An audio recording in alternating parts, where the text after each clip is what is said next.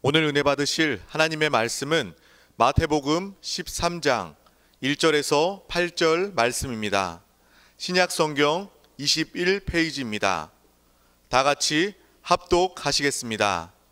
그날 예수께서 집에서 나가사 바닷가에 앉으심에 큰 무리가 그에게로 모여 들거늘 예수께서 배에 올라가 앉으시고 온 무리는 해변에 서 있더니 예수께서 비유로 여러 가지를 그들에게 말씀하여 이르시되 씨를 뿌리는 자가 뿌리러 나가서 뿌릴새 덜어는 길가에 떨어짐에 새들이 와서 먹어버렸고 덜어는 흙이 얕은 돌밭에 떨어짐에 흙이 깊지 아니하므로 곧 싹이 나오나 해가 돋은 후에 타서 뿌리가 없으므로 말랐고 덜어는 가시떨기 위에 떨어짐에 가시가 자라서 기운을 막았고 덜어는 좋은 땅에 떨어짐에 어떤 것은 100배, 어떤 것은 60배, 어떤 것은 30배의 결실을 하였느니라. 아멘.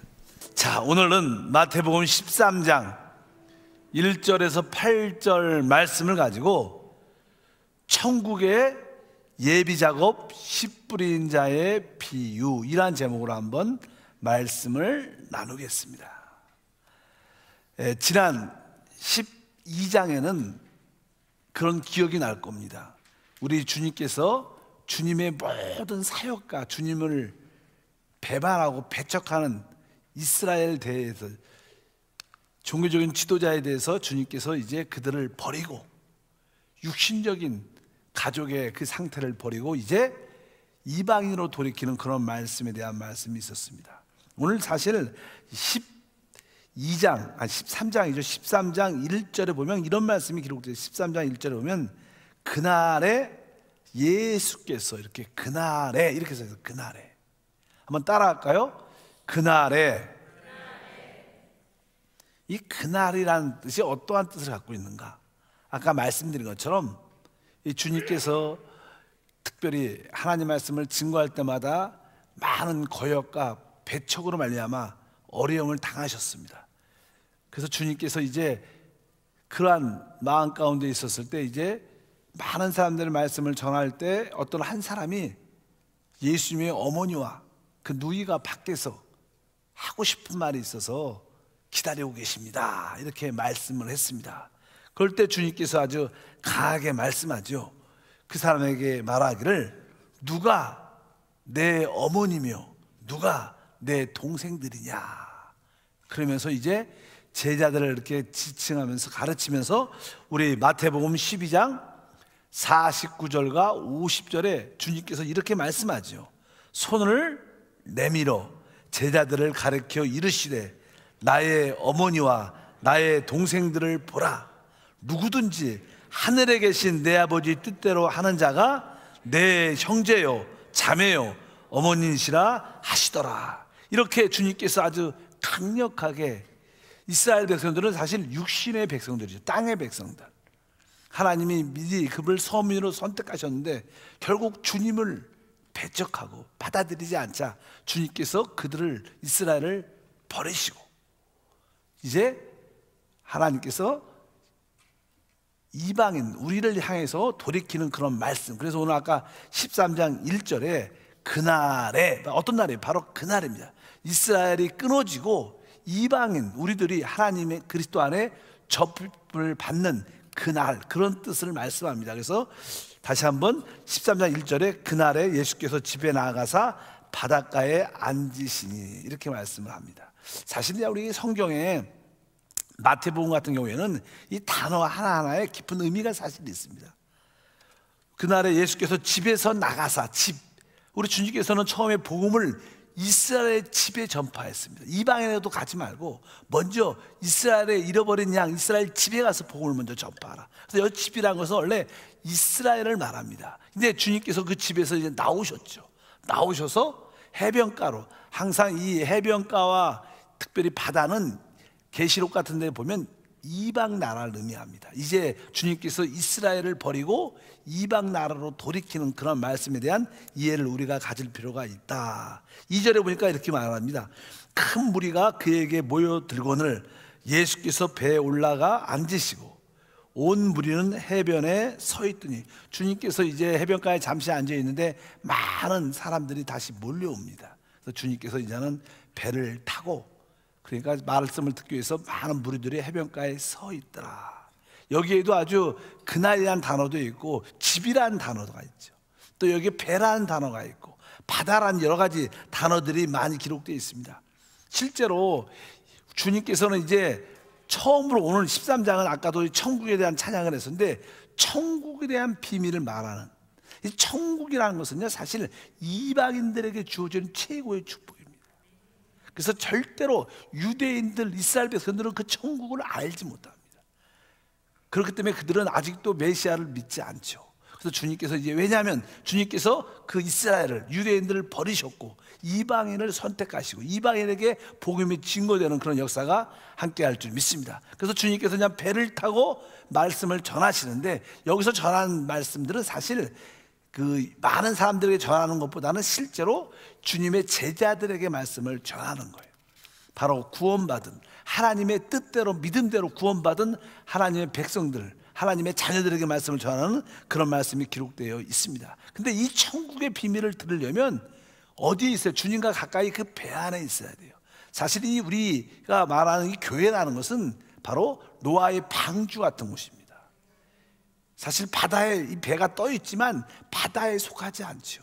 배라는 것은 이 세상에 떠 있지만 속하지 않은 것처럼, 바로 이 교회도 세상에 속해 있지만 사실 세상에 구별된 그런 것을 우리 교회라고 말합니다. 세상에 속해 있지만 세상과 하나 되지 않는 것을 교회라고 말하는데, 그래서 이 구원의 방주, 주님과 늘 함께하는 우리가 있을 때 우리가 천국의 말씀을 들을 수 있다. 그러면서 이제 13장 3절에 이렇게 말씀을 하십니다.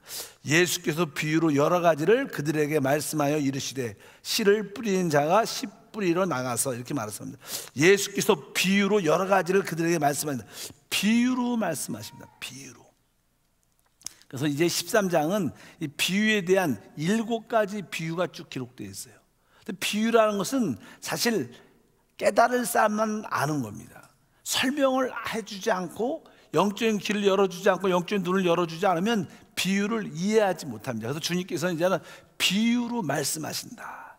그래서 여러분들도 이제 이 천국의 비밀을 알려면 이 비유를 알아야 된다. 근데 꼭 이단이 꼭 이런 얘기를 많이 해요. 신천지에서 특별히 이 비유를 잘 해석해야 된다, 이런 얘기를 많이 하는데, 우리는 영적인 분별력 가지고 비유를 봐야 돼요.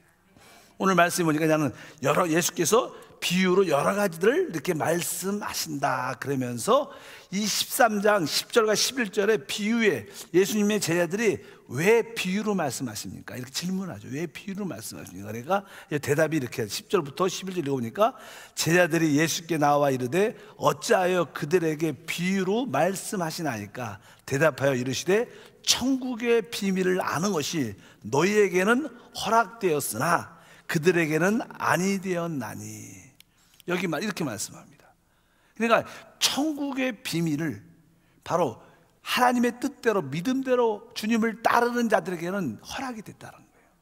그러나 주님을 배척하고 주님을 믿지 않는 자들에게는 허락되지 않았기 때문에 그들이 알아듣지 못하도록 비유로 말씀한다. 그러면서 주님은 계속 비유로만 설명을 하시는데, 그래서 34절에 봐도 예수께서 이 모든 것을 무리에게 비유로 말씀하시고 비유가 아니면 아무것도 말씀하지 아니하였다, 이렇게 말씀합니다. 주님께서 왜 비유로 말씀하셨느냐? 바로 천국의 비밀이 허락한 자들을 위해서, 또 택하지 않은 자들이 그것을 알지 못하도록. 그래서 이 천국은 하나의 비밀입니다.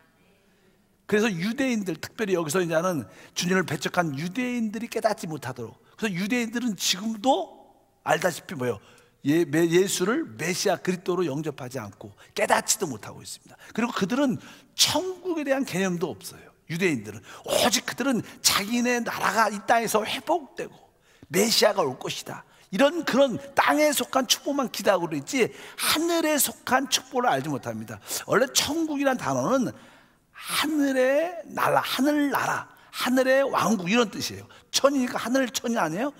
왕국할 때 왕, 하나님 나라는 뜻입니다. 그러니까 하늘의 통치를 받는, 하늘의 다스림을 받는 나라.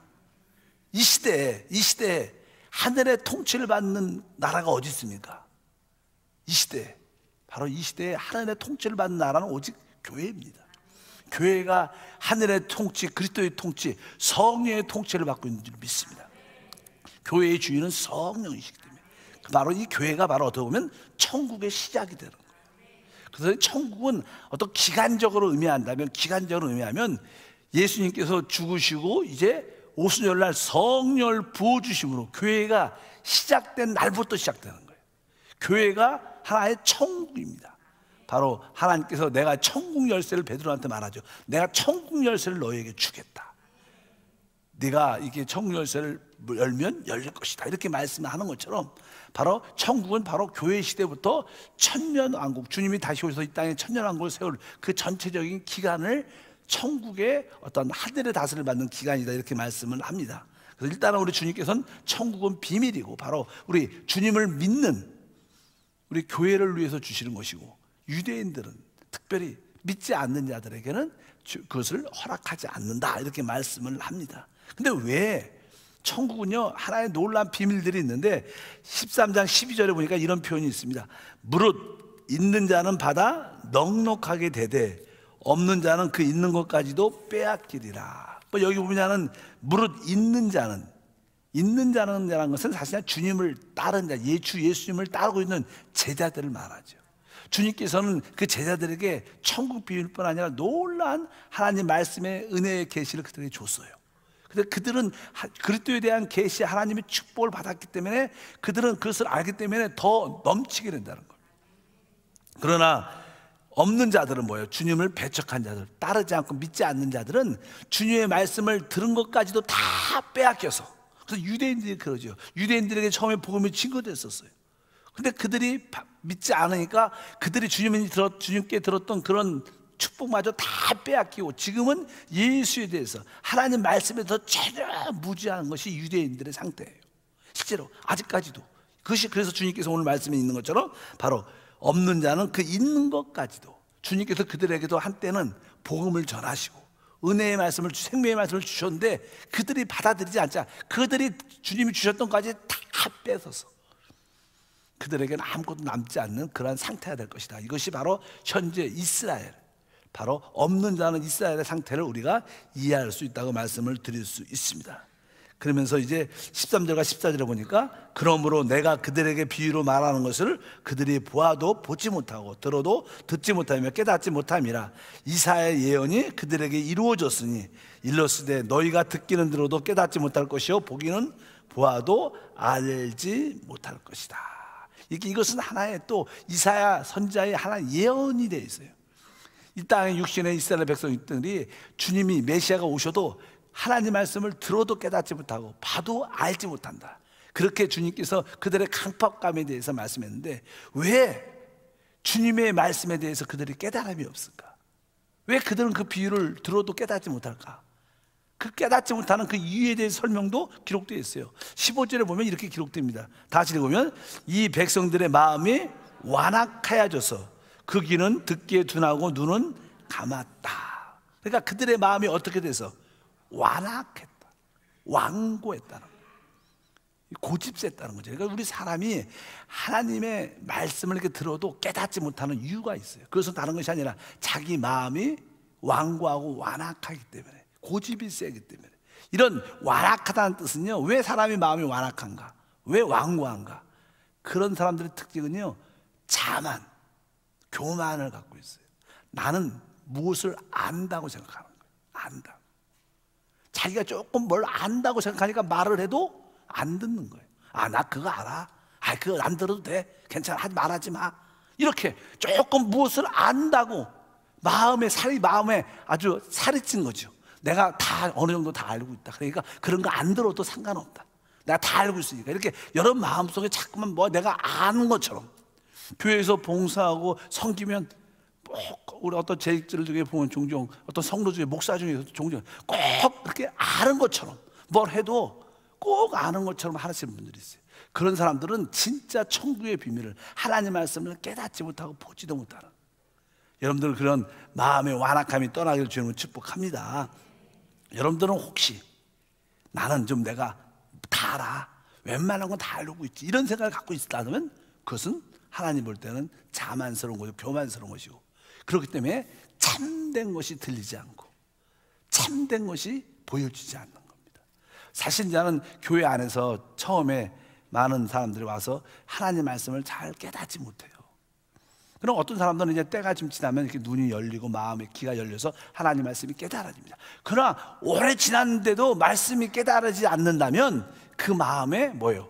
완악함이 있기 때문에 나는 어느 정도 알고 있겠다, 이런 생각 때문에 은혜를 받지 못하는 것들이 많다. 그래서 이 여기 말씀에도 이 백성들이 마음이 완악해져서 그런 표현을 주님께서 말씀합니다. 그래서 여러분들은 항상 심령 안에서 가라함이 있어야 돼요. 우리가 천국은 마태복음 5장에 기록되죠. 심령이 가난한 자는 복이 있다. 천국이 저희 것이다. 항상 내 마음에 하나님, 나는 부족합니다. 나는 아무것도 없습니다.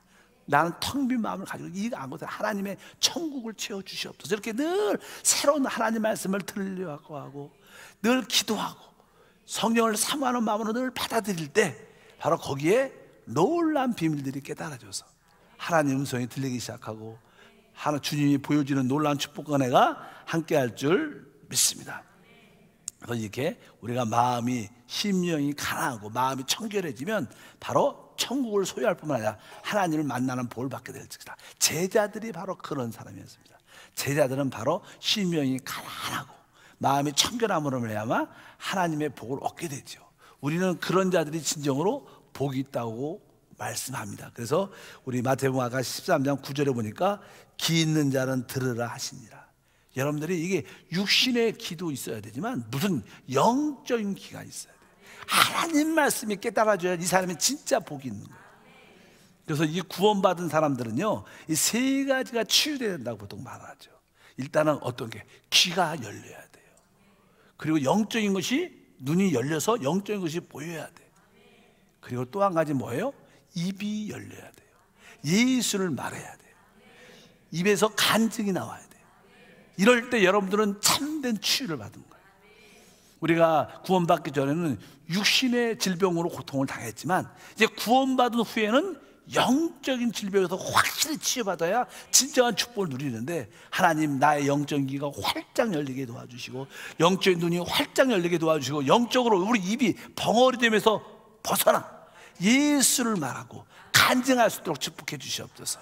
그래서 우리가 수요 예배나 주일날 이렇게 서로 이렇게 만날 때 서로 간증하지 않습니까? 간증할 때 여러분들이 항상 이렇게 말할 수 있는 준비가 돼야 돼요. 항상 어제도 뭐 수요일날도 그런 얘기했어요. 새 노래로 주를 찬양, 이런 가사가 있어요. 새 노래로 주를 찬양한다는 것은 여러분들이 날마다 신선한 새로운 주님을 만나야 된다.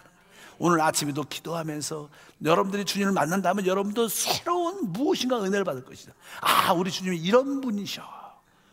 그런 노래로 여러분 입술로 찬양할 때 그것이 새 노래예요. 그럼 여러분에게 그런 새 노래가 있을 때 여러분들은 또 남들에게, 아, 내가 오늘 기도할 때 우리 주님을 만났어. 주님이 나에게 그런 평강, 기쁨과 말씀을 깨닫게 해주셔서, 그럴 때 여러분들이 말을 하게 되죠. 이것이 바로 여러분들이 영적인 모든 벙어리에서 치유받고 영적인 소경에서 치유받고 영적인 기머리에서 치유받는 줄 믿습니다.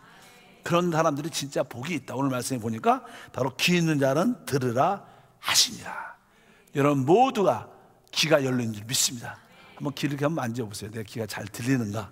그리고 13장 16절에도 말씀하죠. 그러나 너희의 눈은 봄으로 너희의 귀는 들음으로 뭐가 있어요? 복이 있다.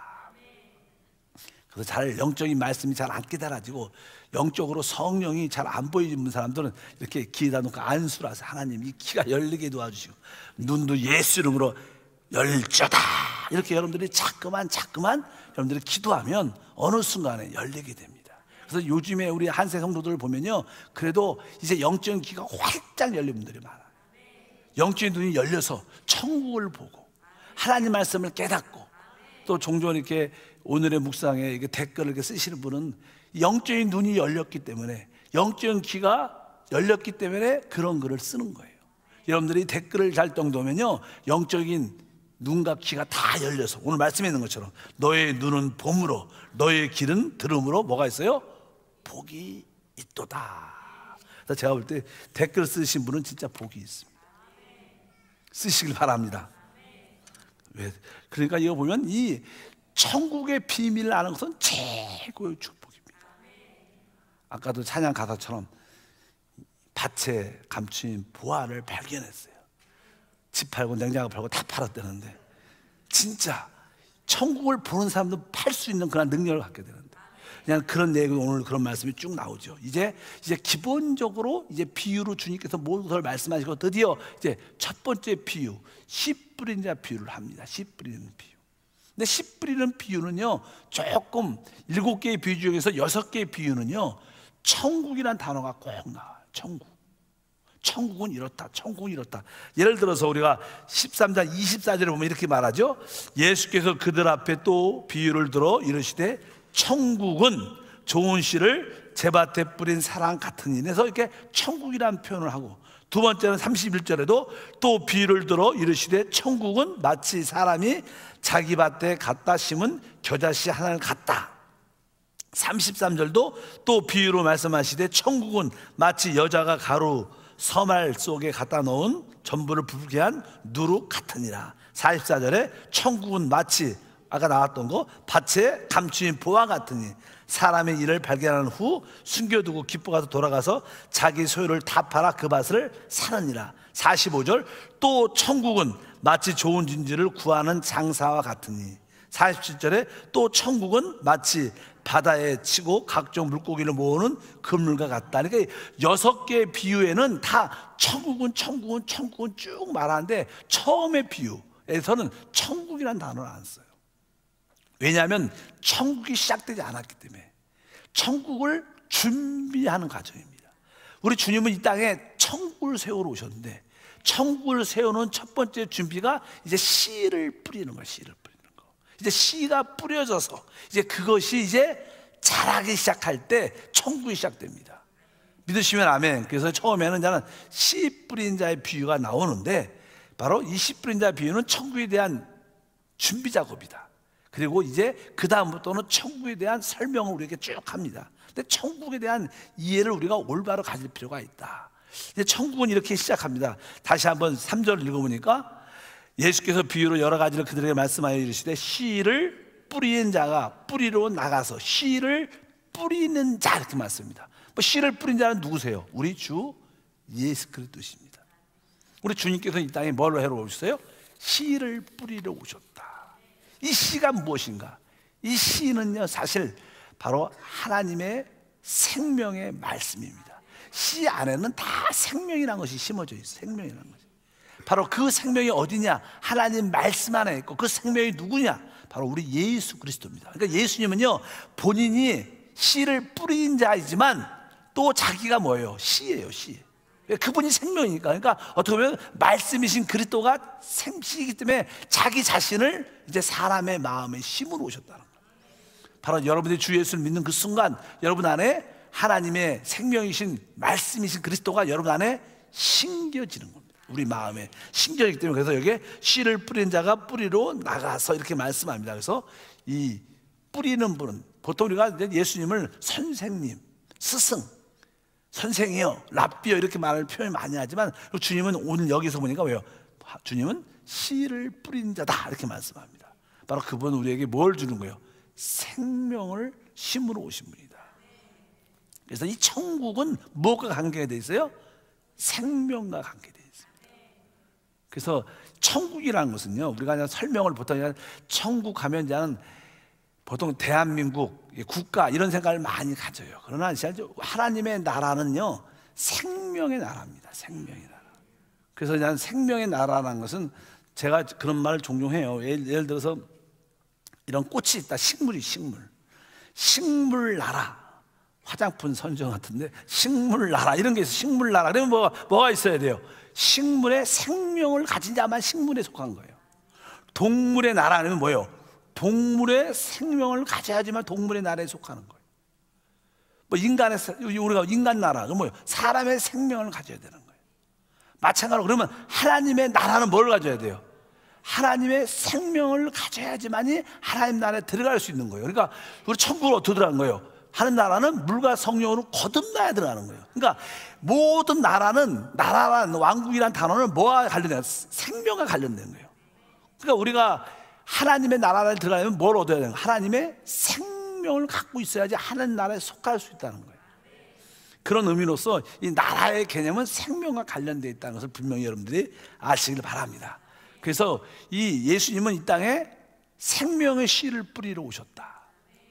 하나님 말씀을 가르치러 오신 분이 아니고 그분은 씨를 뿌리러 왔다. 그래서 우리는 그래서 이 하나님의 천국이라는 것은 이게 성장하는, 생명이라는 것은 다 성장하게 돼 있어요. 자라게 돼 있습니다. 그래서 하나님의 교회는요, 뭐 큰 능력이 나타나고 이런 것을 많이 생각을 많이 했죠, 그동안. 그러나 성경의 가르침은 바로 하나님의 천국은 성장해야 세워지는 거예요. 영적으로 성장해야 하나님의 천국이 온전히 세워진다. 그래서 여러분들에게 영적인 성장이 있다는 것을 여러분들 꼭 기억하시기를 바랍니다. 그래서 씨를 뿌린 자, 바로 씨는 생명의 말씀이고 씨 뿌린 자는 우리 주 예수님이시다, 이렇게 말씀을 합니다. 이것이 어디에 뿌려져요? 바로 우리의 뒤에 쭉 설명에 나와요. 근데 거기에 보면 바로 그 밭이 사람의 마음이다. 우리 마음속 가장 깊은 곳에 영이 있죠. 그래서 그 영 안으로 하나님을 영접해야 되는데 이 영 안으로 모든 하나님의 축복들이 들어오려면 그 통과하는 분들이 마음입니다. 그래서 여러분들이 마음을 여는 것이 참 중요합니다. 그래서 무릇 지키려 하는 것보다 더욱 내 마음을 지키라. 그래서 여러분들이 합당한 마음을 갖고 있는 사람은 합당한 사람이 될 수 있어요. 그래서 여러분들이 마음이 잘 준비가 되면 바로 여러분 안에 그 하나님 말씀 그리스도가 성장, 자라게 돼서 하늘나라를, 천국을 세우는 놀라운 역사가 함께할 줄 믿습니다. 이제 4절에 이제 시작합니다. 뿌릴새 더러는 길가에 떨어짐에 새들이 와서 먹어버렸다. 여기 보면 나는 씨 뿌린 자가 씨를 쭉 뿌리는데, 옛날에 우리 그림 같은 거 있잖아. 씨를 뿌린 사람이 씨를 이렇게 여기 앞에 이렇게 보자기 같은 데 담아갖고 이제 씨를 이렇게 뿌리면서, 옛날은 이렇게, 요즘엔 기계로 다 뿌리지만 옛날에는 손으로 이렇게 걸어가면서 착착 뿌리지 않습니까? 뿌리면 밭에 뿌리지만 옆에 길가가, 이게 밭에도 있고 논에도 바로 옆에 길가가 있으니까 이렇게 뿌리다 보면 길가에도 떨어지고 여러 가지 떨어진 이야기 비유를 쭉 하는데, 첫 번째는 이제 무릴새 떨어는 길가에 떨어짐에 새들이 와서 먹어버렸다. 길가라는 밭은, 우리 안에 길가라는 것은 그냥 사람이 많이 왕래합니다. 이렇게 다 많이 사람이 다니다 보면 그 땅이 단단하게 굳어져요. 그래서 씨가 떨어져도 그 씨가 땅에 들어갈 수가 없는 거예요. 굳어져 갖고. 그러니까 여기서 이제는 이 길가라는 것은 사람들의 왕래하는 곳, 세상을 의미합니다. 그러니까 여러분들이 세상에 대한 왕래가 많은 사람, 세상에 대한 데 관심도 많고, 세상의 정치, 경제, 교육, 문화 뭐 이런 데 관심이 많아갖고 늘 그런 데 관련되고 그런 데 막 이렇게 왔다 갔다 하는 사람들은 마음이 어떻게 딱딱해지고 굳어져 갖고 하나님 말씀을 이렇게 들어도 그것이 뿌리를 내릴 수도 없고 땅에 들어가지도 않는다는 거예요. 그러니까 땅에 길가에 뿌려져 있으니까 새가 날아가서 딱 쪼아갖고 먹는다는 거예요. 뒤에 보면 이 새는 그냥 마귀 사단을 의미한다고 설명합니다.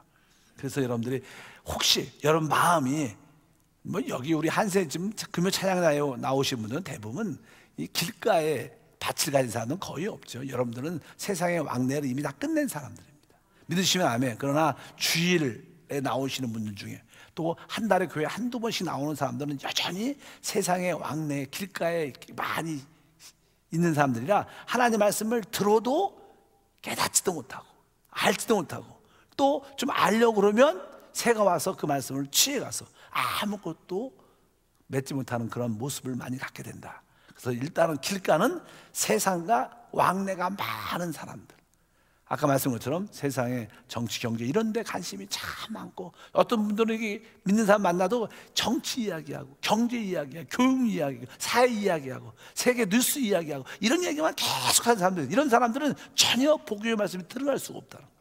그런 사람들의 마음은 대부분 길가다, 이렇게 설명은 합니다. 두 번째 자는 5절 같은 말씀을 다 같이 한번 읽겠습니다. 5절과 6절. 더러는 흙이 얇은 돌밭에 떨어짐에 흙이 깊지 아니하므로 곧 싹이 나오나 해가 돋은 후에 타서 뿌리가 없으므로 말랐고, 이렇게 표현합니다. 어떤 시들은 이제 흙이 얇은 밑에는 돌이 많은 돌밭에 뿌려졌다, 이렇게 말씀합니다. 사실 이제 이 흙이 얇고 밑에는 돌이 있다. 그래서 나는 씨가 이 흙이 있으니까 박혀서 들어가서 이제 뿌리를 쭉 내리는데 돌이 있으니까 뿌리가 깊이 내릴 수가 없는 거예요. 깊이 들어갈 수가 없어요. 돌들도 많으니까. 그러니까 이제 해가 쫙 뿌리를 조금 내렸지만 해가 쫙 떠갖고 해가 아주 강렬한 해가 뜨면요 식물들이 잘 자라고 성장하죠. 또 열매도 잘 익죠. 근데 나는 뿌리가 깊지 못하니까 물 같은 거나 영양분을 흡수할 수가 없어요.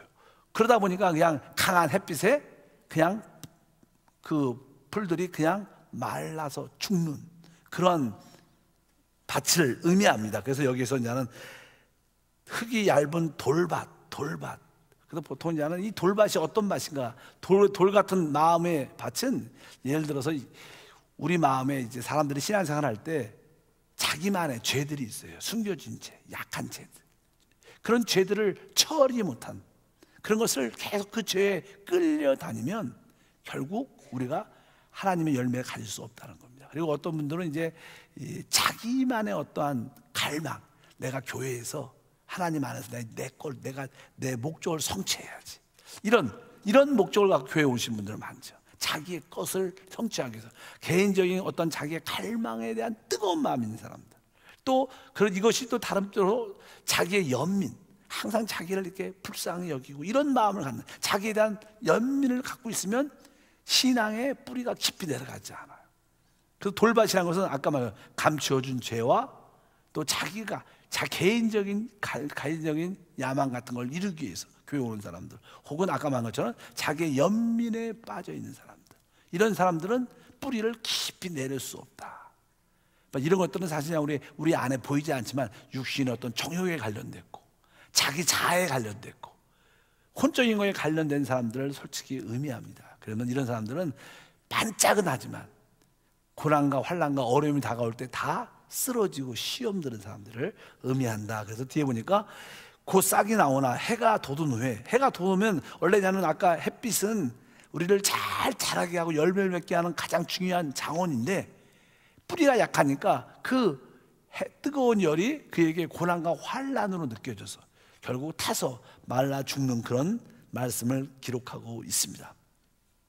보통 이 사람들이 교회를 와도요, 신앙생활을 해도 흙 표면에는 다 흙이 있죠. 흙이 있으니까 신앙이 좋은 거나 좋지 않은 것이나 표시가 잘 안 나요. 기도도 열심히 해, 표시가 안 나. 근데 감춰진 어떠한 돌들이 많으면 결국 나중에는 쓰러지고 시험 듭니다. 아무리 열심히 많이 바깥으로 일을 해도요, 딱 보면 나중에 압니다. 아, 저분이 마음에 많은 돌들이 있었구나. 그래서 결국 쓰러지고 결국 시험 들고 결국 많은 어려움을 겪게 되는 경우가 많습니다. 여러분 혹시 돌밭이 아닌가 한번 생각해보고 그 다음에 이제는 또 말씀을 합니다. 7절에 보니까 더러는 가시떨기 위에 떨어짐에 가시가 자라서 기운을 막았다. 그래서 그냥 가시밭에 또 떨어집니다. 가시밭에. 씨가 가시밭에 떨어지는 것은 그 땅은 어느 정도 좋아요. 잘 자라요. 이렇게 자라다가 이제 가시나무가 더 크니까 햇빛을 어느 정도 컸을 때 햇빛을 강하게 받지 못하니까 열매를 맺지 못하는 거예요. 자라긴 자랍니다. 근데 결국 열매를 맺어 꽃이 결국은 열매를 맺어야 되는데 이 다른 가시들이 주변에 많이 있으니까 햇빛에 가려지고 뭐에 막혀갖고 결국 자라긴 자랐지만 열매를 맺지 못합니다. 가시떨기 밭은. 근데 여기서 그냥 뒤에 해석이 어떻게 되냐면 바로 이 가시밭에 떨어졌다는 뜻은 세상에 대한 염려와 재리, 물질에 대한 유혹이 많은 사람들을 말합니다. 그렇게 설명을 쭉 하죠. 뒤에 우리가 안 봤지만 뒤에 보면 13절 뒤에 보면 설명을 주님이 해주십니다. 바로 이 가시밭이 어떤 맛인가? 너무나 세상에 대한 염려. 늘 교회로 와도 하나님을 믿어도 무엇을 먹을까, 입을까, 마실까 여기에 다 붙잡혀 걱정이 많은 사람들. 이런 사람들은 너무 먹는 거에 걱정이 많고 사는 거에 걱정이 많은 사람들은 신앙이 깊이 열매를 맺지 못한다. 여러분들은 세상에 대한 염려를 떨치기 바랍니다. 우리 애 대학 못 가면 어떡할까? 우리 애 공부 못하면 어떡하나? 너무 우리 엄마들은 자기 자녀에 너무 염려가 많아. 여러분 대충 키워도 잘 자랍니다. 진짜로. 저도 대충 자랐어요. 근데도 잘 지금 여러분도 솔직히 말해봐요. 여러분도 뭐 잘해서 했나? 엄마들이 열심히 한 것은 자기 만족 때문에 그런 거야. 자기 만족 때문에. 자기 그 완벽주의, 자기 스트레스 풀려고 애들을 열심히 공부시키는 거지. 실제로 가만 놔도 건강하게 자라면요 하나님의 다 키워요. 제가 정확하지 않지만 학원도 잘 안 가고 공부도 잘 안 못해 대학교 들어갔대요. 그래서 어떤 분이 참 은혜다 그래요. 여러분 우리 자녀는 은혜로 키우는 거야. 뭐 학원 열심히 보내고 공부 열심히 하고 집에 맨날 학원 가 10시 앞에서 기다려고 애들 데리고 오고 잘 되지 않습니다. 생각보다. 여러분들 이 모든 것이 너무 염려가 많으면 하나님이 기뻐하지 않아요. 하나님 믿음을 살기 원하십니다. 그러니까 이게 너무 세상에 대한 염려, 먹을 거 입을 거 집, 그 다음에 또 하나는 물질에 대한 재래에 대한 유혹. 내가 좀 돈을 크게 많이 벌어야 되는데, 내가 많이 벌어야 되는데, 그래서 이렇게 해야 되는데, 돈도 많이 벌고 내가 헌금을 많이 해야 되는데, 여러분 그렇지 않아도 돼요. 많이 안 벌어도 되니까 열심히 기도만 열심히 하십시오. 뭐 교회도 봉사, 하나님 내가 뭐 돈 열심히 하고 내가 헌금을 많이 할 겁니다. 그런 사람 치고 잘 된 사람 한 번도 못 봤어. 그런 거 맞지도. 하나님은 그런 재래에 대한 그것도 하나의 유혹이고 욕심이에요. 그런 것을 갖고 있으면 결국 신앙의 열매를 맺지 못하는 그런 사람들의 밭은 성경에 가시떨기 밭이다. 여러분들이 조금 벌어도, 조금 어느 정도 벌어도 온전한 11절을 딱딱 내면 하나님이 역사하셔요. 한번 크게 벌어갖고 잘 번 다음에 열심히 내겠습니다. 그렇게 되지 않는다. 그것은 사실 말로 표면적으로 말한 것이 안에는 뭐예요? 재래에 대한 욕심이 붙잡혔기 때문에 신앙에 열매가 없다고 오늘 말씀합니다. 더러는 가시떨기 위에 떨어짐에 가시가 자라 기운을 막아 열매를 맺지 못한다. 그러나 이제 우리가 말하는 8절에 더러는 좋은 땅에 떨어짐에 어떤 것은 100배, 어떤 것은 60배, 어떤 것은 30배 결실을 하였다. 그래서 여기 보면 좋은 밭, 좋은 밭. 여러분 좋은 밭이 어떤 밭이에요? 길가가 아닌 밭. 아멘. 돌밭이 아닌 밭. 또 가시떨기가 아닌 밭이 돌밭, 좋은 밭이에요. 특별히 좋은 밭은요, 여러분들이 내 밭이 가시가 없는. 아까 말한 것처럼 내가 세상의 염려에 좀 세상의 염려를 하지 않고 재리에 대한 욕심도 안 갖는 마음. 아까 말씀드린 것처럼 감춰준 죄나 또 자기의 개인적인 갈망을 이루려는 신앙생활, 아니면 또 자기의 연민에 빠져 있는 그런 걸 안 갖고 있는 사람들은 좋은 밭이에요. 또 세상의 왕래 왔다 갔다 안 하지 않는 사람들은 바로 이 세 가지에 없는 사람들이 사실 좋은 밭인 걸 기억해야 돼요. 그래서 여러분들이 한 번씩 나는 좋은 밭인가, 내가 길가에 있는 밭이 되면 안 되겠구나, 내 마음의 밭에 돌이 많아서 안 되겠구나, 이 돌을 다 헤쳐서 정리해야겠다, 또 여러분 가시도 다 뽑아내야겠다, 갖고 잘 자랄 수 있도록 해야겠다. 그래서 여러분들이 길가에서 돌아다니지 말고 어떻게, 어떤 농장이 있으면, 밭이 있으면 밭 아예 가운데로 팍 들어와야 돼요. 이렇게 밭에 확 들어오면 길가하고 연결도 안 되고 길가에 영향을 받을 필요도 없습니다. 근데 항상 이렇게 아슬아슬하게 길가 옆에 있는 사람들 많아요. 그러니까 결국 어떻게 해요? 실적도 하고 넘어지기도 하고. 그러니까 아예 길가 근처에 있지 말고 아예 정 가운데로 팍 들어와야 돼요. 그래서 여러분들 신앙생활 할 때 여러분 자녀도 그렇고요, 여러분 남편도 부인도 가장 행복한 것은요, 여러분 남편과 가족들을 어디 안으로? 교회 생활 안으로 이끌어야 돼요. 봉사 안으로 이끄는 게 제일 좋습니다. 그래서 교회 안에서 교제하고, 또 청년이면 청년들 같이 교제하고, 또 교회학교면 교회학교끼리 친구들끼리 교제하고, 또 어른이면 어른끼리 또 교제하고, 이렇게 가장 완전한 신앙생활은요, 가족을, 보통 사람들이 실패하는 이유가요, 그냥 주일날 열심히 다니고 기도 열심히 하면 된다고 생각하는 거예요. 그것은 함정입니다. 함정. 여러분 자녀, 여러분 가족만 달랑 나와서 같이 주일만 예배 열심히 드리고 집에 가고 이렇게 하고 나중에는요, 교회에 들어올 수가 없어요. 교회에 어디 발을 들일 데가 없어요. 주일 시당이죠. 그러면 여러분 자녀들이 어디에 소속돼 있어요? 결국 직장에 가고 회사 가면 그 친구들과 놀 수밖에 없는 거예요. 교회 아는 사람들은 없으니까. 친구가 없는 거예요. 동력자가 없는 거예요. 그래서 여러분들은 여러분 자녀들을, 남편을 어찌든지 남성계 여성계 성가대에 집어넣어야 돼요. 그것이 아까 말한 것처럼 어떻게 해요? 바로 우리 하나님 밭의 가운데 심는 거예요. 그러면 길가하고 멀으니까 이게 빠질 이유도 별로 없는 거예요. 여러분 아내를 어찌든지 기도하면서 봉사안으로 집어넣어야 돼요. 여러분 자녀다, 그러면 교사로 시키든지 봉사안으로 자꾸만 집어넣어야 돼요. 그래야 여러분 자녀들이 교회 안에서 보존되고 승리하는 은혜가 함께 할 줄 믿습니다. 왜냐하면 이 영적 전쟁은, 사단과의 싸움은 개인적으로 이길 수 있는 게 아니에요. 사단과의 싸움은 바로 교회에만 이길 수 있는 거예요. 그래서 교회의 지체 안으로 여러분들이 깊이 들어와야 돼요. 그래서 주일만 달랑 자녀들이 교회를 다닌다, 안 오는 것보다는 낫겠지만 그래도 여러분의 큰 꿈과 소망을 가지고 어쩌든지 우리 남편을 교회 봉사안으로, 기관이나 부서 안에 봉사안으로 이끌겠다, 교구 안에 할 수 있도록 도와주겠다. 이것이 우리의 최저의 미니멈 선인 걸, 마지노 선인 것을 기억하셔야 돼요. 그래서 어쩌든지 여러분 자녀를 교회, 교구에, 기관, 부서에 이끌어내야 돼요. 아무리 바빠도 이것은 타협하면 안 됩니다. 그래야지 여러분들이 결국 좋은 밭이 될 수 있을 거예요. 그렇지 않으면 주일만 나와도 결국 어떻게 해요? 길가에 있는 신앙이 되고 돌이 많은 밭이 되고 아까 말한 것처럼 가시떨기 밭이 될 수밖에 없어서 결국 열매를 못 맞는 거예요. 결국 어떻게 우리가 좋은 밭에 열매를 맺어서 100배, 혹시 안 되면 60배, 혹시 안 돼도 30배, 기본이 100대인 줄 믿습니다. 그렇게 결실을 맺는 역사가 함께 할 줄 믿습니다. 그러기 위해서 여러분들은 항상 하나님, 내 심령이 가난하게 도와주시고 항상 내가 순수한 마음으로 주님을 추구하는 그런 마음을 갖게 도와주시옵소서.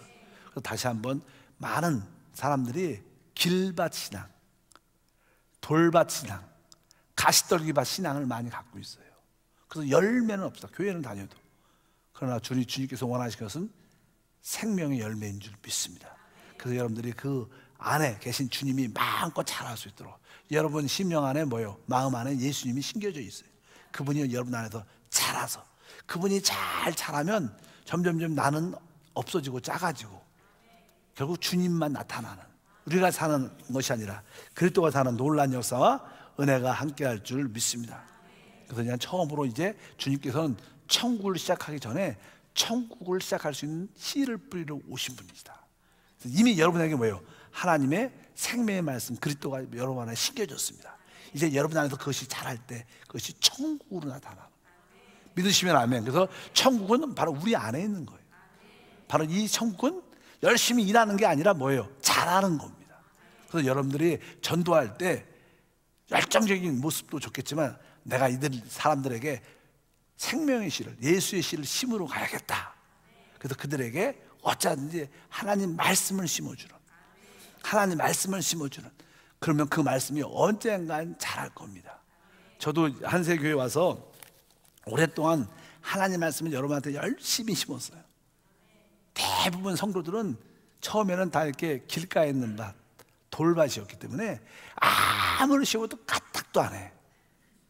그래도 끝까지 심고 심으니까 또 그 안에 말씀이 심겨져서 어느 순간이 되니까 말씀은 한 번만 심겨지면요 언젠간 그것이 자라요.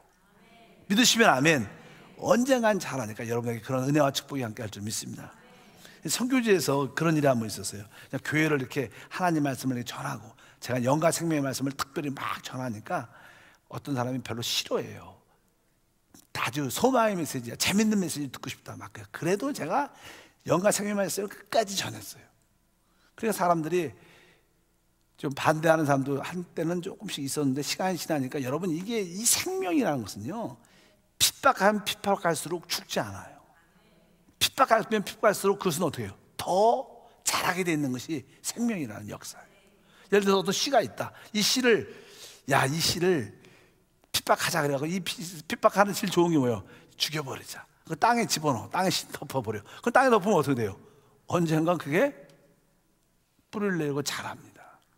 사실 그냥 어떻게 보면 씨 같은 거는요 핍박하면 생명이 자라지만 씨 같은 것도 그냥 이런 데다 그냥 놔도 건드리지 않으면요 자라지도 않아요. 무관심이 참 무서운 겁니다. 신앙이라는 것은요 핍박하면 핍박할수록 신앙이 세지게 돼 있어요. 아예 무관심하면 그 생명의 역사가 나타날 기회가 별로 없는데 어차피 여러분들이 핍박이 올 때마다 강력한 성장과 축복을 누리시길 주님을 축복합니다. 오늘 말씀은 천국은 비밀이라는 거예요. 그래서 기도할 때마다 하나님 나의 그 영적인 귀와 영적인 눈이 활짝 열려서 천국을 보게 도와주시옵소서. 이제 씨 뿌린 자의 비유가 처음으로 시작됐습니다. 그래서 이제 천국이 어떻게 시작되는가 오늘 하나님 말씀을 통해서 나타날 줄 믿습니다. 그리고 이제 천국은 아까 말씀드린 것처럼 이제 처음에 밭에 씨를 뿌리면 진짜 씨가 있고 가라지가 밤에 사단이 심습니다. 교회 안에는요 진짜 신자가 있고 가라지가 있어요. 성경 그렇게 봅니다. 그래서 저는 천국이라는 것은 교회의 시대를 설명하는 겁니다. 그래서 이제 교회가 시작된 후부터 주님이 이 땅에 오셔서 추수할 때까지 모든 과정을 설명을 쭉 합니다. 그래서 이제 천국은 교회의 역사와 천년왕국의 시대를 천국이라고 보통 표현해요. 그래서 이제 아까 비유에 나오는 쭉 그런 이야기들이 무엇이냐? 바로 교회 앞으로 영적으로 일어날 일들을 말하는 거예요. 그래서 첫 번째 이제 두 번째 비유에서 어떤 사건이 기록되냐면 이제 씨를 뿌렸는데 밤에 원수가 와서 가라지를 뿌립니다. 그러니까 교회 안에는 진짜 알고가 쭉정이가 같이 자라는 거예요. 그러니까 그냥 주인이 말하죠. 저 쭉정이를 어떻게 가라지를 어떻게 뽑아버릴까요? 그러니까 주님께서 가만 놔라. 왜? 그거 뽑다가 알곡이 뽑힐 수도 있으니까 마지막 추수할 때 그때 정리하겠다. 그래서 교회 안에는 항상 알곡과 가라지가 공존한다는 것을 기억하세요. 그래서 이 겉으로는 다 비슷해도 참된 신앙인이 되길 축복합니다. 그래서 오늘 아까 씨 뿌린다 비유에서도 4분의 1, 뭐 4가지가 있었으니까 뭐 길가, 뭐 돌밭, 가시떨기밭, 그 다음에 좋은 밭, 그러니까 한 25%. 교회 안에 참된 신앙인은 프로테이지로 몇 프로예요? 25%쯤 되는 것 같아요. 프로테이지 따지면 25%가 되지 않는가. 근데도 사실 한국에도 1천만 성도가 있는데 1천만 성도 중에서 참된 신앙인이 몇이 될까? 25%, 250만이 될까? 그렇게 안 될 겁니다. 제가 볼 때는 한 10%도 안 될 거예요. 아마 보통 이제는 통계적으로 참된 신앙인은 한 5%만 돼도 이 한국이 변화될 거예요. 내가 볼 때는 5%가 안 될 겁니다. 1000만 중에 5%면 50만인가? 진짜 한국에 50만 참된 신앙이 진짜 있다면 대한민국이 변화될 거라고 확신합니다. 여러분들이 그 프로테지에 들어가길 축복합니다. 그런 사람을 성경에서 이기는 자라고 말합니다. 교회 안에 쭉정이가 아니라 참 알곡이 되시고 또 그 많은 사람들에서 여러분들이 어떻게 이기는 사람이 되면 천국을 최고로 누리는 삶을 살게 될 것을 믿습니다. 기도하겠습니다. 하나님 아버지 감사합니다. 오늘 씨 뿌린 자 비유를 통해서 다시 한번 우리의 마음의 밭을 준비합니다. 많은 경우에 세상의 왕래로 굳어진 우리의 마음의 밭이 있고 또 어떤 성도들은 흙은 있지만 흙이 얇아 그 바로 밑에 돌이 많아 결국 뿌리를 내리지 못하고 실족한 자도 많습니다. 또 어떤 성도는 땅은 좋지만 자라긴 않았지만 또 세상의 염려와 물질에 대한 유혹 때문에 결국 열매를 맺지 못하는 분도 있고 그러나 좋은 밭은 100배 이상의 열매를 맺습니다. 오늘 말씀처럼 우리 마음의 밭을 잘 준비하게 도와주옵소서. 오늘 기도할 때마다 우리 마음속 깊은 곳에 있는 모든 돌들을 다 뽑아내게 도와주시고 또 우리 주변에 있는 염려와 죄에 대한 욕심에 대한 가시나무 떨기나무를 다 뽑아게 도와주셔서 좋은 밭으로 하나님께 영광 돌리는 우리 모두가 될 수 있도록 인도해 주시옵소서. 주 예수 이름으로 기도함나이다. 아멘.